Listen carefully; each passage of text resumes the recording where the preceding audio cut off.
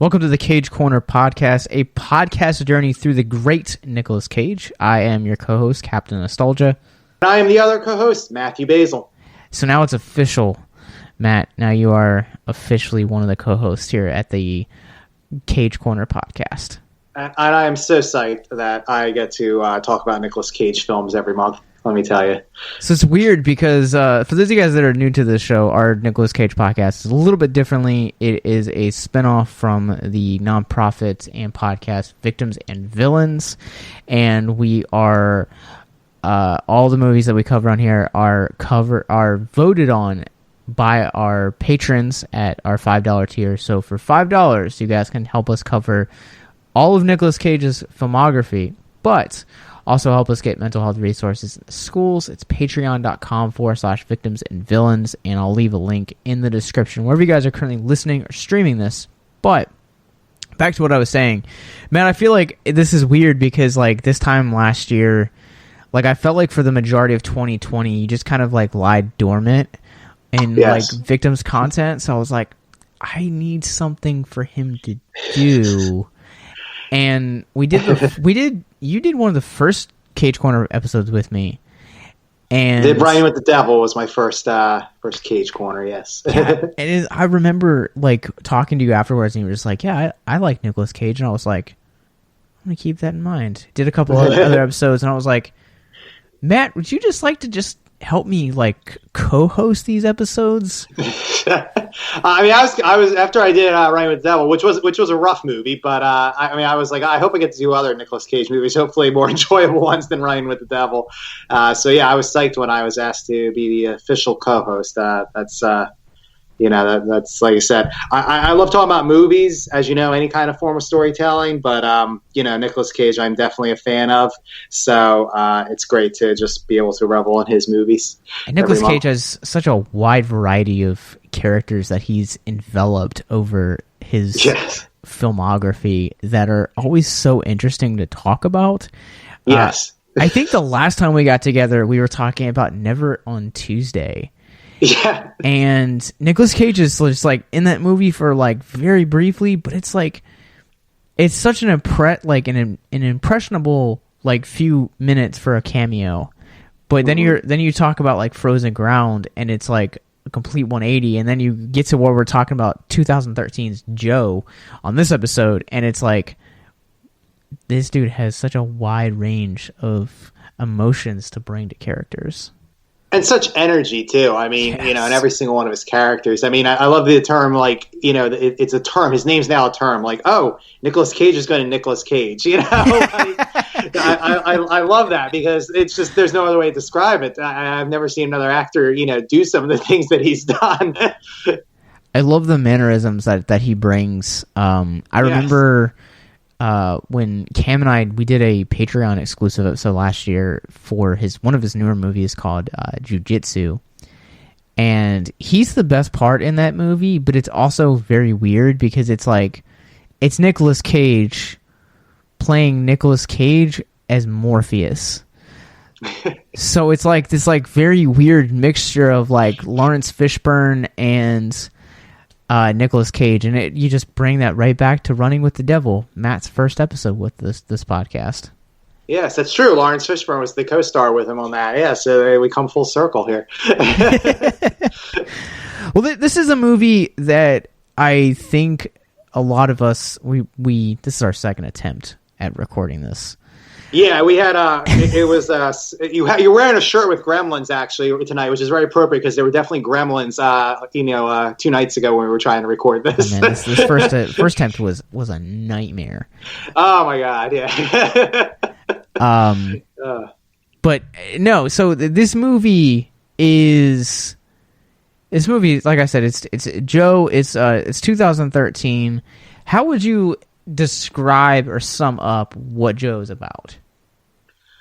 An unrelenting look at poverty, and just alcoholism, and what those things can do to a kind of people in general. I mean, the movie takes place in Texas, I believe, if I remember correctly, is where the setting is. But it really could. I mean, it's just it's basically just an impoverished, country town, and just everybody you have characters who are raped by their boyfriend. You have characters who are just absolutely poor, where they're literally shooting deer that they happen to wander across randomly. There's several alcoholics in that. I mean, there's a gunfight just out in the middle of nowhere. I mean, it's just absolute chaos, but it's very dark and unrelenting look at it. So I think from like the two of us, I think we kind of landed on opposite sides of this movie, as we normally kind of do, to where we do. Good, it balances out the show. But I think for me, like, I think everything you're just talking about, it's hard to describe what Joe's about, because it starts off as this character study on Nicolas Cage's Joe, and the deeper that the film gets, the more that you uncover about this guy. And then you have words make sentences. You have tongue twister there. Yeah, you have Tye-Sheridan's character, who is a 15-year-old who's basically trying to keep his like family afloat. So you're talking about, that speaks to the poverty you're talking about. And then you have his alcoholic and even sometimes abusive father. And so I think it ultimately ends up kind of boiling down to like their two arcs colliding and kind of creating this like this surrogate father-son relationship.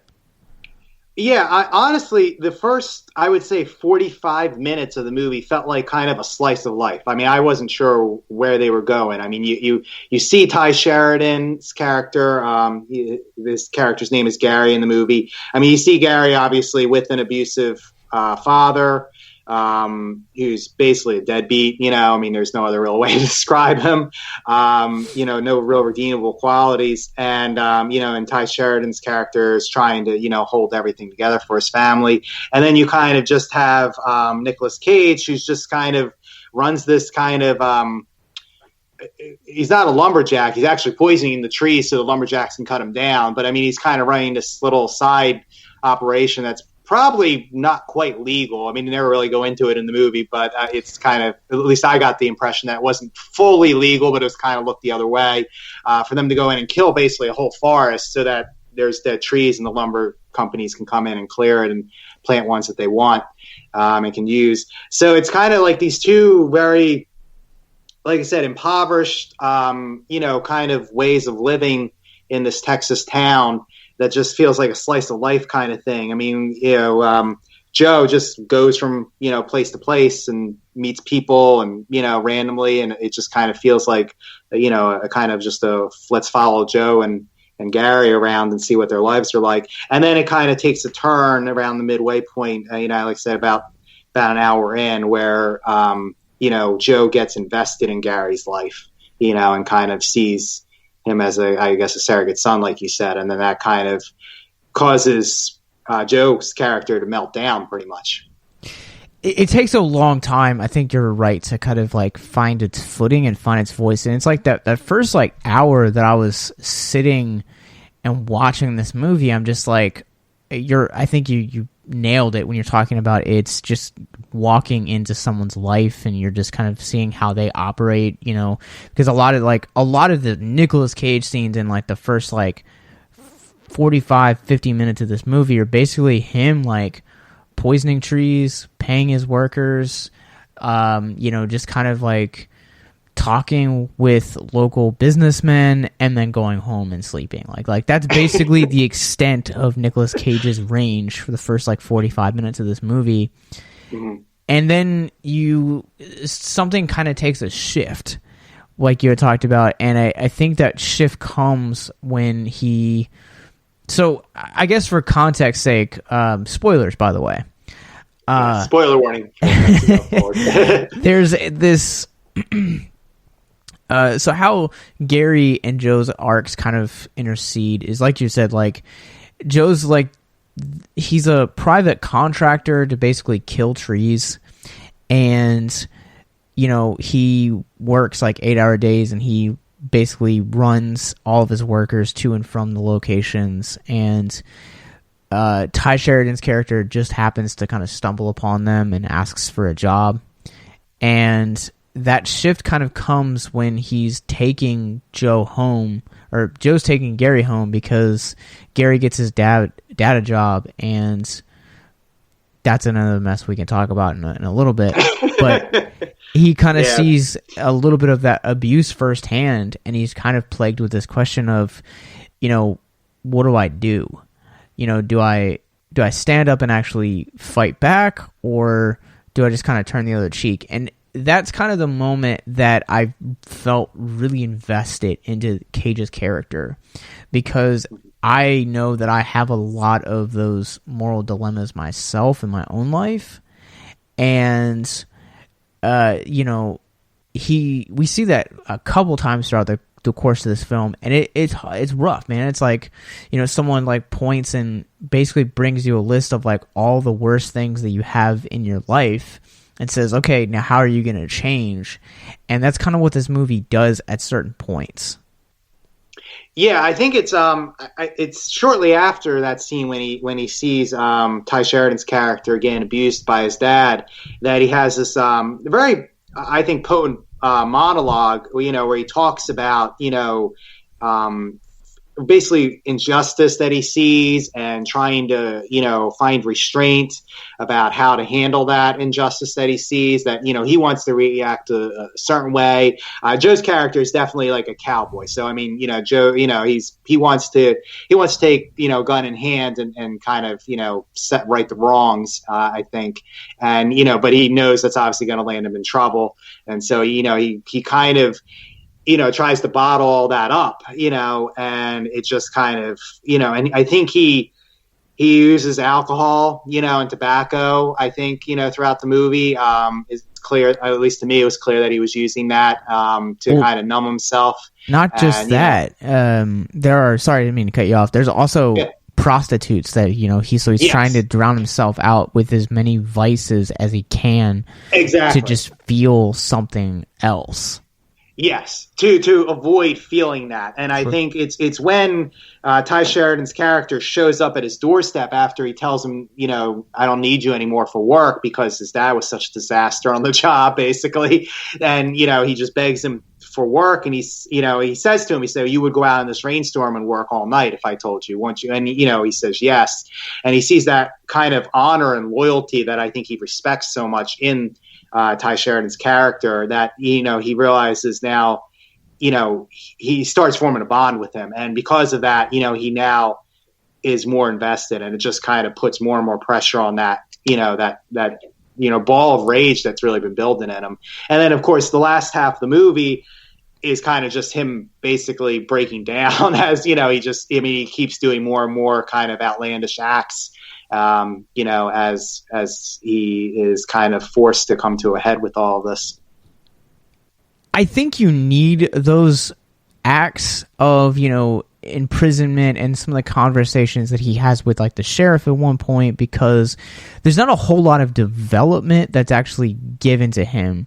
And that kind of understands, putting those sequences allows the viewer to comprehend why he is the way that he is for the first half of the movie. And this back half is basically because, for lack of a better term, he's basically on probation with himself. And that's the reason why, he's very safe the way that he interacts with people and stuff like that. And I think that's one of the more, admirable traits that I think Joe carries, is that, he's a man of honor and conviction. Like, he's not going to beat around it, because he knows what it's cost him in the past, and he doesn't want to repeat that cost. And so before we get too deep into this, you brought this up, and I just want to talk about this and just kind of shift gears before we get a little too heavily into this. Is that scene where is it Gary's dad? The scene where he's actually working air quotes. That's one of the hardest scenes to watch in this movie, right? Yeah, it really is, because one, you feel embarrassed for Gary, because he brought his dad in there, and his dad is just. His dad is just causing problems. It's not even just his dad's just as lazy and sitting around. That would have been bad enough. But his dad's like taking people's water bottles and, just starting fights with people. And it's embarrassing for Gary. There's this argument done between Gary and one of Joe's top workers that, lasts for it's like a straight minute or more. No, that sequence feels like 2 or 3 minutes, just because it really does. Just because it's just them the way it's written, yelling at each other. Yeah, and so I don't know about you. Like I don't know as far as like what you've done as like work wise and what your employment like career has been, but most of mine has been in food and customer service, and I have experienced workers like Joe's dad or Gary's dad. And man, it is hard to watch some of those scenes because it's just like all those memories just keep start flushing back to where I'm just like, man, like I thought I was over this, but clearly I'm not. There are a lot of people that I think that can kind of like relate to where, he's basically the argument boils down to is like Joe's like, it's almost kind of like his assistant manager is basically telling Gary's dad, I haven't seen you do anything all day except for drink water. And he's like, man, I've been working all GD day. Like, and I'm just like, yeah. Man, like, it's hard being a manager in those positions to where you're like, no, bro, like you've been on your phone like 90% of the day. Like you haven't done like anything I've asked, and like if you did do it, like you did it with like a really like attitude, like someone was like sawing your leg off. Like, come on, like this is what you get paid to do. Like, just do it. If you don't like it, go get another job. Yeah, and and it is his belligerent attitude. When he is called out on it too, is like so. That was what was hard for me to watch, just because I've seen people have that belligerent attitude, and it's just a shouting thing, and they're not going to give, and that was for me what brought back memories. Well, while we're on the subject of Gary's dad, you pulled up some trivia about the actor who played him, and why don't you go ahead and share that with our listeners?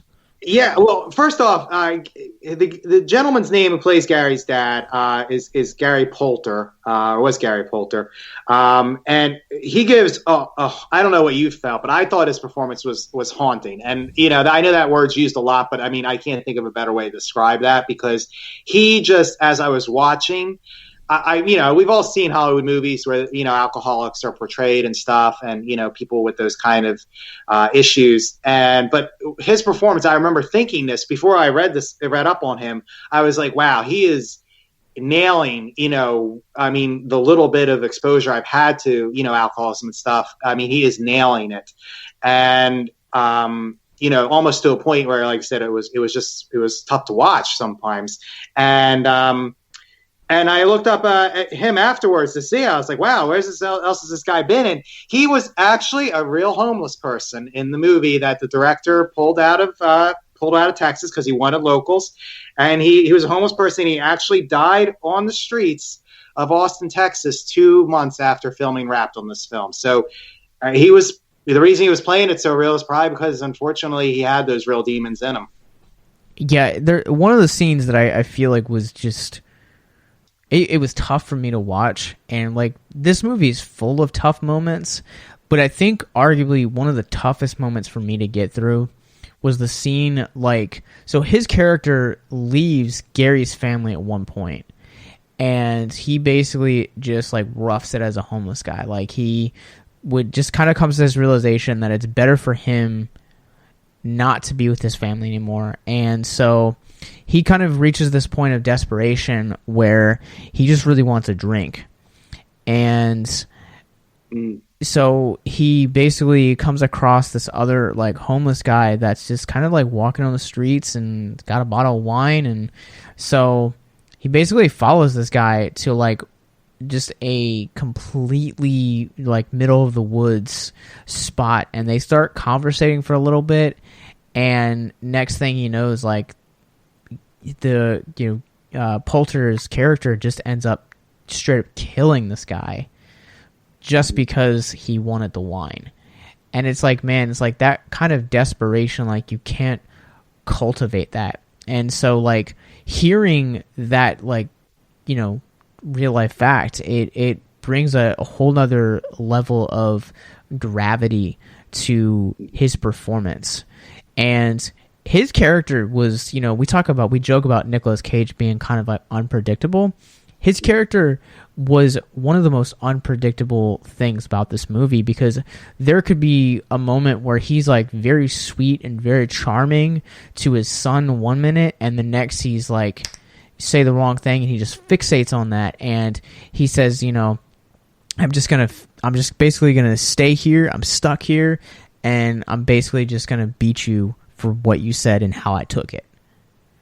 Yeah, I mean that's and like I said, I don't know if he was supposed to have other kinds of mental illness or not, but I mean, that was what was so haunting for me, was because, I've had experiences where, people can switch, on a dime like that, and it unnerves you, and it makes, and he had that down, because I mean, I know there's like one scene where he's like laughing and joking with his son. And I mean, the whole time I'm sitting there watching this, I'm waiting for him to snap. He doesn't, spoiler, during that scene. He snaps in other scenes, but he doesn't during that scene. And that's the thing. Like you don't know what's going to be said, or when his mind's just going to switch gears and he's going to, be capable of such, gruesome violence. The things he does, his character in this movie, I mean, are just, he, like you said, he beats a homeless man to death, just for wine. I don't know if we want to get into the finale, but I mean, he basically, he does something absolutely, unforgivable to his daughter, again, for money, for alcohol at the end, that finally leads to the climax. But when he, goes to that level. But, it's just, like I said, the dark, I would say that as bad as Running with the Devil was, this could arguably be darker. It could arguably be the darkest, movie that I've done with you on the show. Now, I guess for context, just for listeners, when you say, like, for your personal, like, film viewing taste, you don't like dark movies. I just want listeners to understand that. Yeah, I mean, I used to watch a lot of dark movies, and I could handle really, really dark. I mean, I don't anymore. I've gotten older. It's because I was in darkness. I was personally in darkness. I don't mind talking about my own journey. And so I watched dark movies. Because they were familiar to me.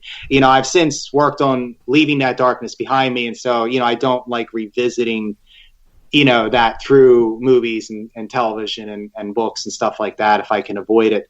There was a point, halfway through this movie that I kind of had to pause it and kind of just, recollect myself and, before I could continue, because it is very realistic. I mean, I do warn people, if they, have dealt with alcoholism in their life, abusive family situations, it could set up a trigger for you if you watch this movie. It's pretty realistic, and it's pretty stark in its portrayal.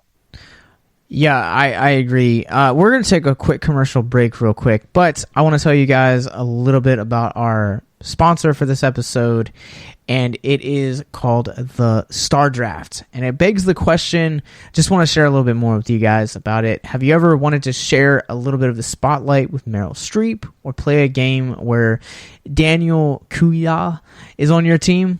Well, this year you can finally do that thanks to today's sponsor, the Star Draft. You will provide links for you guys in the descriptions below.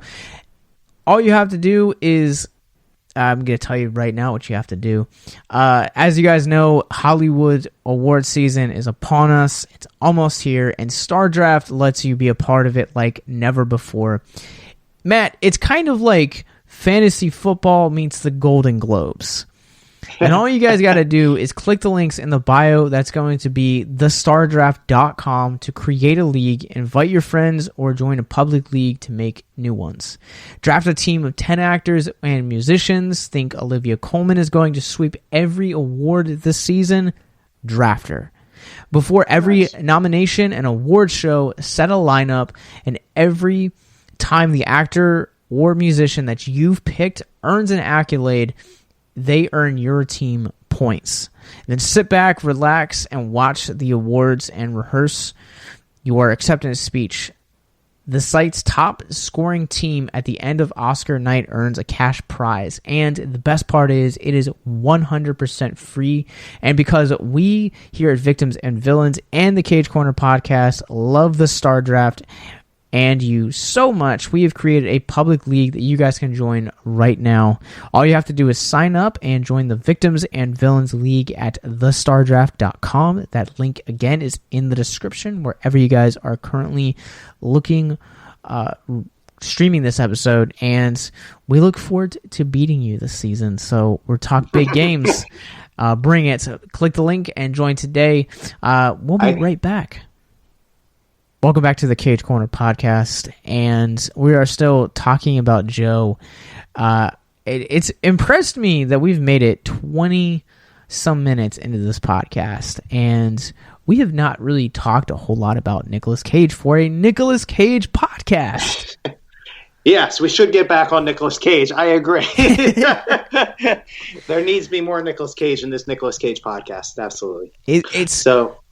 Joe is an interesting character study for him, because we were talking about this when we attempted to record the other night, that this is the most to Cage in real life that he's ever played.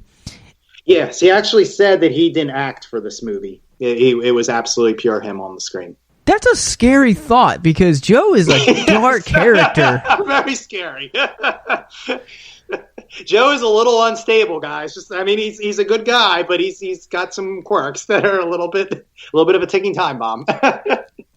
And I think to a degree, I think we all do, but I think the issue when you are talking about Joe in particular is how he just really doesn't want to let anyone come in or get close. Like, he's got a big heart.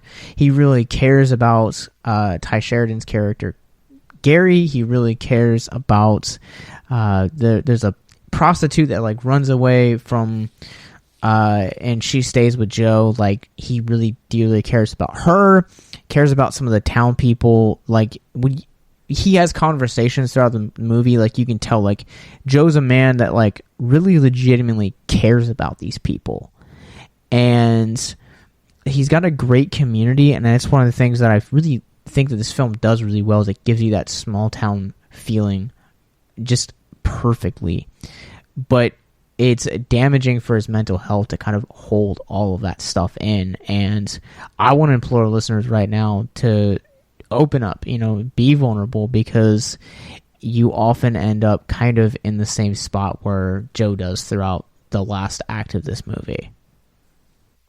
Absolutely. I took away from this film, and I hope others do too. Is that you don't want to hold it in. Life can be tough, and life's tough for Joe and the people around him. But because he held it in, and he tried to, like you said, mask it with vices. Alcohol. He was arguably he's an alcoholic too. He's to nowhere near the degree that Gary's dad was, but he was arguably an alcoholic too. It just obviously he couldn't hold it in for very long. One little thing, basically a young man, touched it off, and that powder keg that he had been sitting on just goes kaboom at the end of the film. You talk about the vices that he's in, and that's really I can't speak for anyone listening to this right now. I'm just speaking from my own personal experience. And before I say what I'm about to say, just understand that all of this is just coming from my own journey of life, is that vices that's the issue with vices, is that at the end of the day, they don't really do anything for you. They just basically prolong the inevitable. So where we end up seeing Joe at the end basically coming to a battle with life or death with the film's antagonist, if you want to call him that. I have my problems with that character. We'll talk about it in a few minutes. But, him masking his mental health with vices of sex, alcohol, drugs, violence, all of that, you're just basically prolonging the inevitable, because once you come back out of that hangover or that blackout or, whatever sex act that you're using to escape, that problem that you went to try to escape is still going to be there. And vices are dangerous, and to use them as therapy is just a really, really dangerous place to be, mentally speaking. I mean, it might seem like it's okay at first, but that's, again, the problem with vices, is that a little bit seems okay in the beginning. And we talked about this in one of the very first episodes we released this year, from Victims and Villains side, and I want to implore you guys to check that out. It's called Broken Pharmacy, a drug addiction story. But basically she had talked about how, like, this, like, escape started off as, like, a small dose of, like, weed. Well, weed ended up being a gateway drug into, like, pills and heroin and cocaine and just all of these, and meth as well. So you have all of these drugs that are eventually, where she's trying to use those to escape her mental health problems instead of confronting them. And that's the really scary part, is that, you might start out on the weaker end when you're talking about drugs, but eventually you end up into the tougher stuff, because you find out that your body's basically not allowing you to stay on that high for as long as you want to. Yeah, I mean, that's, I think that's the problem with them is even if you can somehow kind of control what you're, which is a feat in itself. I mean, somehow control from yourself from going to harder drugs.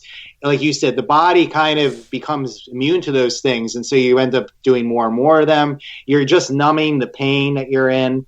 And so it's like walking on, a broken foot that's numb. Okay, you might not feel that pain, but I mean, you're still walking on a broken foot. You're just going to make that foot worse. And, and like you said, your body kind of gets used to it. It's kind of your body's way and your mind's way of telling you that, hey, this needs to be addressed. You can't hide from it. We're going to keep, you might try to mask it. We're going to keep ripping that mask off until you address it. So the sooner you can address it, the better. And, Nicolas Cage does a phenomenal job, I think, of portraying a man who's really a good man deep down inside, and is really, trying to just get by and stay out of trouble. But, because he didn't address those issues that he had boiling inside of him, the bill eventually came due, and it was kind of a steep bill when it did come due. Yeah. And he makes some enemies along the way, and, from a narrative standpoint, they never really explicitly kind of talk about it. I mean, you're led as a viewer to basically believe that this guy, this antagonist, if you want to call him that, his name's Willie Russell throughout the entire movie, basically wants him dead because his pride got hurt. I think that's the whole reason why he's like wants Joe dead, because like he suffered a few minutes of embarrassment. First off, that just seems a little extreme. Well, yeah, I just want to say Willie Russell, is kind of, his motivations are very weak. I don't think it really is the fault of Ronnie Gene Blevins who plays him. I think he did I don't think he did a bad job playing him with what he was given. But yeah, there's not much motivations there. He's just kind of appears with basically a hatred for Joe, and it just kind of carries through. And I think it might be partially due because this is based on a book by Larry Brown by the same name, I believe. So perhaps in the book there's more of a long-standing relationship between these two characters that we kind of, in the book delves into, so you understand why there's kind of this friction and they just are two people who just never got along. But in the movie, you're right, it just comes across as like Joe and him were at a bar one night, Willie Russell's pride got hurt, and now he's trying to basically end Joe's life.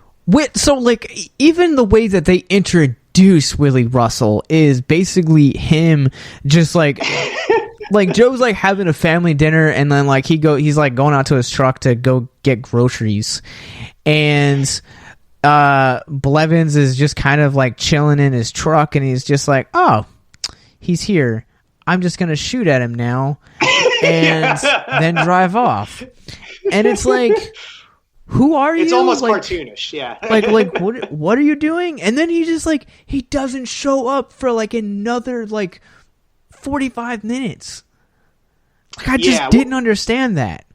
Well, he doesn't show up in Joe's life for another in the 45 minutes. After he shoots Joe, he tosses the gun over a bridge, symbolism, and meets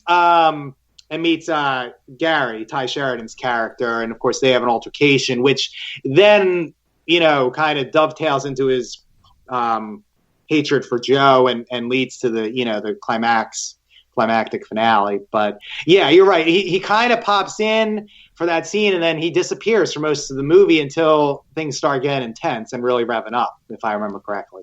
Yeah, but I will say though that they, to tie this back into, mental health, as I didn't like him as a character, he felt more like a plot device to me. But I will say that, when you do turn to vices like alcohol and drugs, you do have this tendency to make enemies. I mean, bottom line.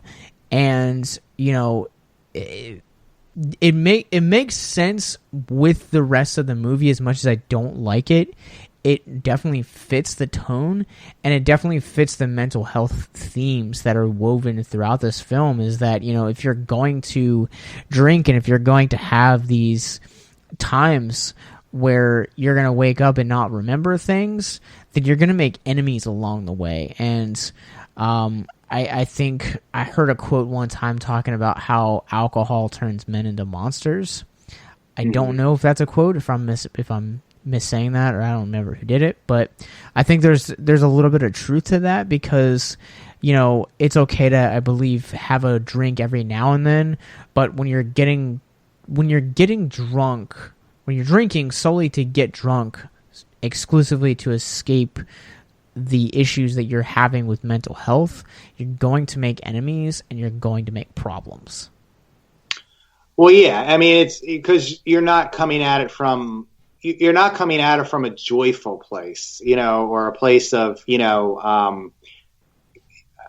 I don't know what the word I'm looking for here, maybe, but you're not coming at it from a good place, just to kind of sum it up.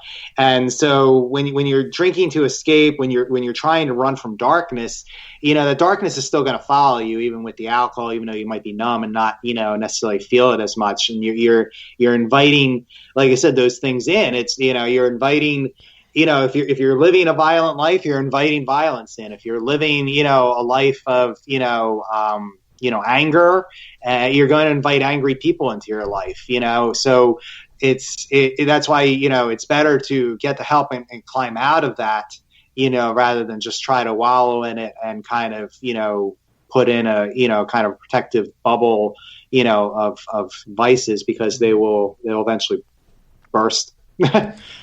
There's a quote from one of my favorite bands, and it goes, "You can't keep living in the shadows and not belong to the darkness." Right. Eventually, the vices are going to get the best of you. Yes. And eventually, in the long run, it's going to do a lot more damage to your mental health. And I really suggest to you guys, if you guys like this discussion, please, we're talking about a fictionalized tale of alcoholism and addiction, but there is people out there that go through this each and every day, and we had one of them on our show recently. Again, the episode is called Broken Pharmacy. We'll provide a link in the bio for this episode, the description. But yeah, I think that Nicolas Cage really brought a lot of depth to this character that I think,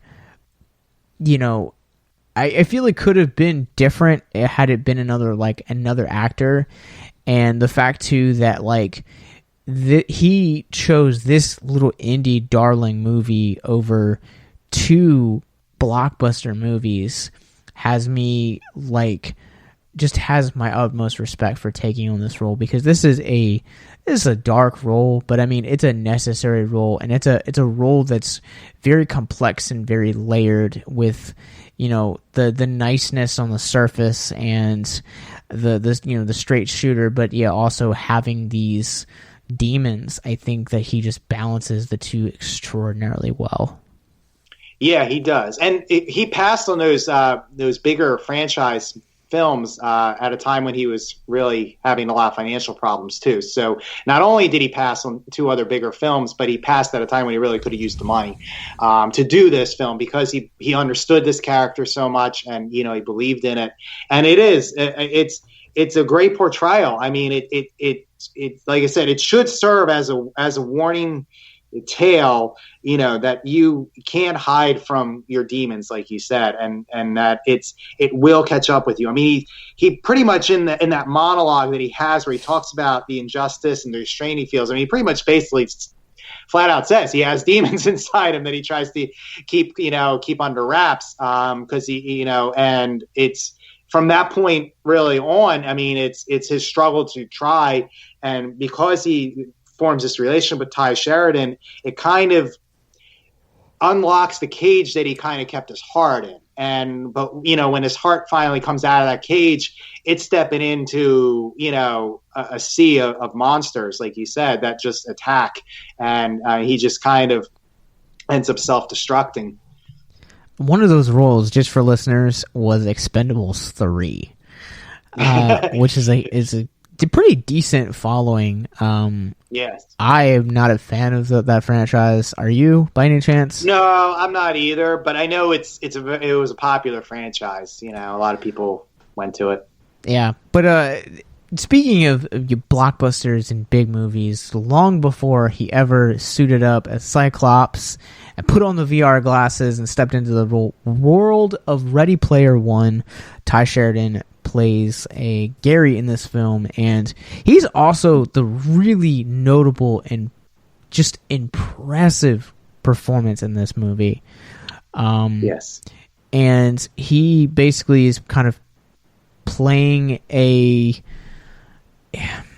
he understands that his dad's a deadbeat, so he's basically trying to keep the lights on and trying to provide for his family by any means necessary. And again, really commendable. And he's a man of convictions, and we talked about the altercation on the bridge between him and Blevins' character, and it's really interesting to me to note how quickly that what really starts that, because he's asking for a ride basically, and they get talking for a few minutes, and Blevins drops the question, do you have a sister? And the tone of that scene changes completely. And at that time, again, much like Joe, Blevins got the crap kicked out of him by a 15-year-old. So poor Blevins. Yeah. But yeah, I think that scene shows us that Gary is also a man of conviction. He's very protective of his family. Even to the point of almost to his dad too. I mean, he says at the very beginning of the film, the opening scene, he has this kind of monologue where he says, "You're going to go down for what you did, and I hate to see you go down because you're my dad." I mean, so he's obviously he wants to protect his family, wants to see his family pull through this. and he's going to stand by them no matter what, to the point where he takes on an adult. And he obviously has some rage in him too, because he kind of loses his temper with that when his sister's brought into it, but he's also, like I said, has convictions as well. So, which is why he's kind of, Nicolas Cage sees so much of, himself in Tye-Sheridan's character, and why their bond kind of forms. Yeah. And I really enjoy some of their scenes. Like, he can tell that he's like, I love the way that they shape Cage's character, because he's very, like, doesn't want to open himself up, and I really love that. But there's like just this moment where like there's an unrelenting nature about Sheridan's character, and so Sheridan's just like showing up in the middle of the rain to his place in the middle of the night, like, consistently, trying to like pester him for, hey, look, I'll buy your truck, like, just constantly doing things. And there's a great montage scene between the two of them just kind of bonding that I thought was like oddly wholesome for this movie. That scene kind of took me off guard, I'm not gonna lie, but it's like this like very wholesome scene in this like very dark movie, and just the chemistry that they had together, you felt like, very just very in all of that. And I also think that it's ironic to see how Gary's dad reacts to kind of the two of them becoming closer, almost kind of like, where he's like jealous. He tries to punch Joe at one point in the movie and says, you're not his father, you'll never be his father. And, Joe doesn't want to be this kid's father. He just wants to provide, help him kind of get out of this impoverished lifestyle that, his dad has kind of dug for him. And he just wants to give him a little bit better than what he currently has. Yeah. Nicolas Cage and Tye-Sheridan have beautiful chemistry in this, and the relationship is so layered. It's nice to see them. It's kind of their scenes. A lot of their scenes together, are almost like oases, like you said, in the darkness. That's that pervades this film so much, and they do a wonderful job together. Connecting that way, and it's not done in kind of a kind of hokey way. It's not done in an unnatural way. It feels very, realistic. The two of them, kind of like sharing a beer and, teaching them how to drive and everything like that. It's done in a way that feels very true to both the characters, which is very nice. Yeah. And so again, I think that, it goes back to kind of before we transition into, final thoughts on the movie. It goes back to that old adage of broken people attract broken people. Like, right. You kind of are drawn to that brokenness. And I think that that's something that Cage really sees in Sheridan, that here he has this broken situation at home and he's trying to do everything that he can to escape from that and provide a better life for his mom and his sister as well as himself. And Cage sees a lot of himself as we kind of get to know that Cage, has this broken past where he was kind of like a youth in revolt, for lack of a better word, to where he would, he spent, a couple years in prison. He just kind of did like dumb stuff as a kid, and how much that really, kind of is a different kind of brokenness. But, now he has this business that has allowed him to break that brokenness and to create and carve a better life for himself. Brokenness. Yeah. And so I don't know how you kind of feel. I know that like there are like, it's kind of a controversial topic to think, but do you think that people are worthy of second chances? Oh yeah, absolutely. I mean, you're always worthy of forgiveness and a second chance.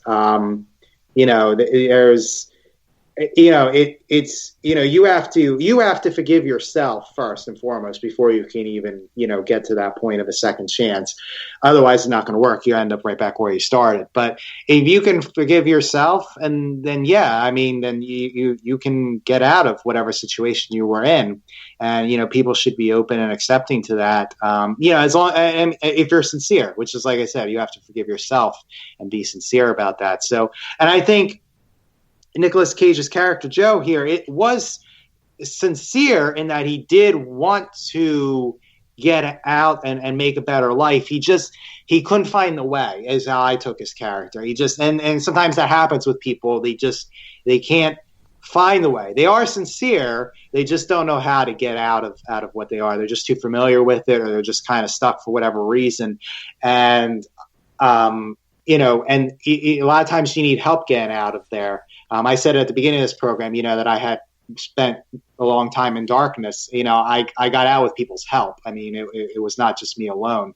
I had to put in the work and the effort. I had to be sincere about it. But, a lot of times you need help too. And I don't think Joe really knew how to ask for help, which was the problem. And I think that's why he kind of never really got through those demons.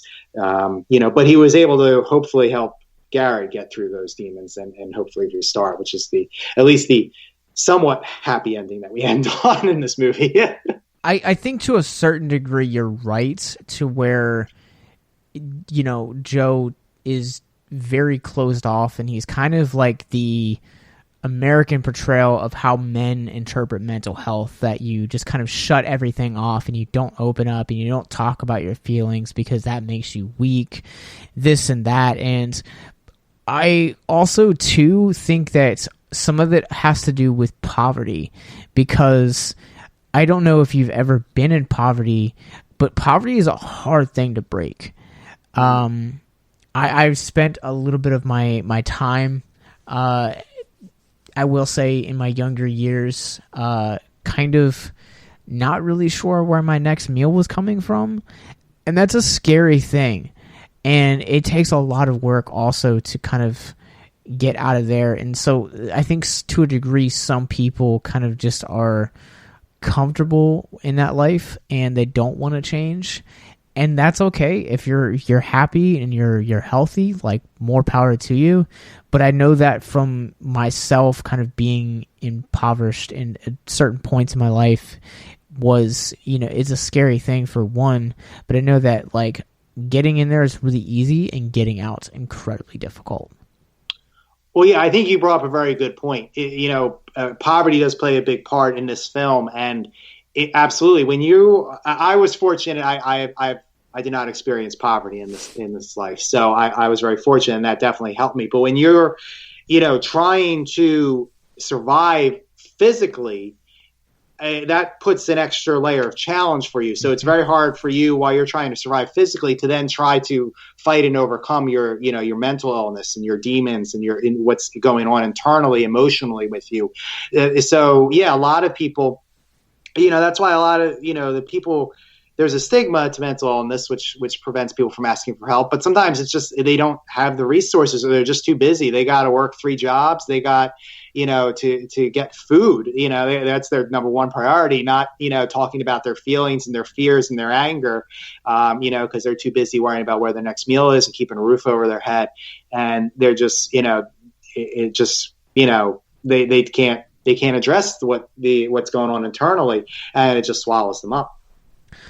Agreed 100%. We just want to encourage everyone, before we kind of go to a little bit more of movie talk, to just, if that's you right now and you just want some mental health resources, to consider the library link that we have. Our website, victimsandvillains.net, has a plethora of resources. We're going to be actually updating those in the next coming weeks to better serve you guys and to connect you guys with counselors, charities, nonprofits, churches, hotlines, whatever way to help you guys overcome and kind of find peace in mental illness and to kind of, I guess find peace is not the right word that I'm looking for, but to kind of get healthy and to be okay with mental health. I think is the first step, because one of the things that they talk about in certain programs is, the first part of healing is admitting that you have a problem. And that's always, I think, when you're talking about mental health, because there's such a stigma, that's really hard. But I'm getting tongue-tied. Resources are down below. We just want to encourage anyone listening, struggling with suicide, addiction, self-harm, or depression, to please consider those resources over vices or suicide. But back to this movie, real quick, listeners, you have value and you have worth. Just want to really encourage and kind of hit home with that. I think this movie, though, there is value and there is worth to it. Yes. But I feel like for me as a viewer, this movie kind of struck me as I know you don't have Netflix, but there was a movie that was released last year that I was like, this is a fantastic movie. It was Ma Rainey's Black Bottom. You guys can check out our episode on it. And I'm watching it and I'm like, man, the performances in this movie are just fantastic. The movie overall was just okay. And that's kind of how I felt like Joe was. Like, I felt like it had phenomenal performances in this movie, had great cinematography, but I just kind of felt like that first hour that you spend with these characters just experiencing, as we talked about, life, it kind of made the film feel a little bit like directionless. And so when you get into the second half where you're starting to explore more of Joe and Gary and their bond, and also at the same time like Joe's convictions and his past and his character development, like I felt like I didn't really care enough about those characters by that point because of how the first half of this movie set itself up. I can see what you're saying to a certain extent. It does, like I said, this is purely a character-driven movie. Yes. Not a lot happens, honestly, in it. And unfortunately, honestly, everything that happens in it probably is all too common in everyday life, too. It's not, there's nothing really that happens that's extraordinary. And it was just sad because a lot of bad stuff happens in this movie. But, so there's no kind of great, heroic, cathartic, ending that, hey, every justice is served, everything kind of pans out, and we find balance restored or peace, like you said, or none of that happens. So it doesn't feel the full, satisfying that I guess is what you could look for. I did though feel that for a character-driven movie, it was well done. The ending is, and we did put a spoiler warning up, right? Mm-hmm. So, okay. So the ending basically ends with, Nicolas Cage's character is dead. But, Tye-Sheridan kind of, but so is his father, Tye-Sheridan's character's father, and it kind of gives the idea that him and his sister can move on now. Tye-Sheridan's character gets a job because he worked for Joe, planting trees now. So, again, symbolism, he goes from kind of killing trees that nobody wanted to now, planting and nurturing trees to grow. So there is that, kind of ray of hope in that, Joe couldn't save himself, but maybe, he was able to just, which hit home for me on a deeply personal level. He was maybe just enough to give Tye-Sheridan's character a leg up, so that he could maybe climb out of that pit. So in that sense, I did find it satisfying, in a very kind of realistic kind of, way. All right, well, let's put this on our Cage scale, 0 to 5. Halves are allowed. What would you give Joe from 2013? Honestly, I would probably give it a 4 out of 5. Like I said, I thought it hit home for me. And again, it's not it's not a movie that has a lot of bells and whistles. It's very character-driven. You have to just be in the performances. But I did find it very realistic, and it did resonate with me in a lot of ways. Well, I'm gonna go. I'm not actually that much farther lower than you. I'm gonna go a 3 out of 5. Oh, it's surprising. Okay, because usually we're way apart. Yeah. No. So I'll be honest. Like the first time that I got done with this movie, I was like, man, this is like clearly like. This is a 2, maybe a 2.5 out of 5. And like, but the more that I kind of like marinated on a lot of the things that made this movie good, and its themes and its performances, and like you said, like the symbolism of this, like it's a very well done layered film. Performances are great, but like there are a lot of things with this narrative that I'm just kind of like, I probably could have done without this, and like I wish that they would have structured this a little bit differently.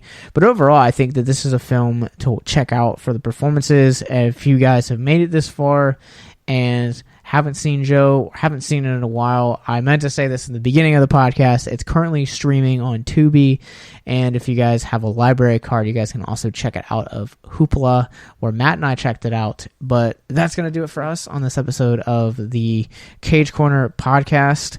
I have no idea what we're talking about next month, so make sure that you guys hit the subscribe button wherever you guys get your podcast from. We're going to be. Can we do a lighter film next month? Fingers crossed. Break after Running with the Devil and Joe and Frozen Ground. Like, give me a Ghost Rider or something like that. It's up to our patrons. So, where can people find you online, though?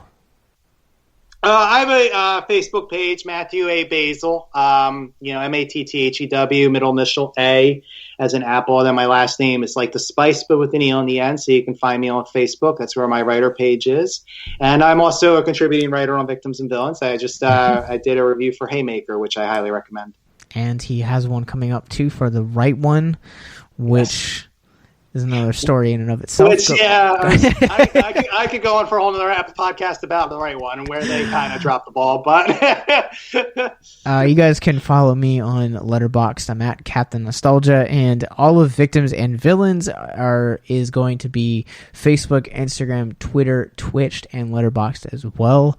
Victims and Villains is our official website where you guys can find all links to all of those social medias.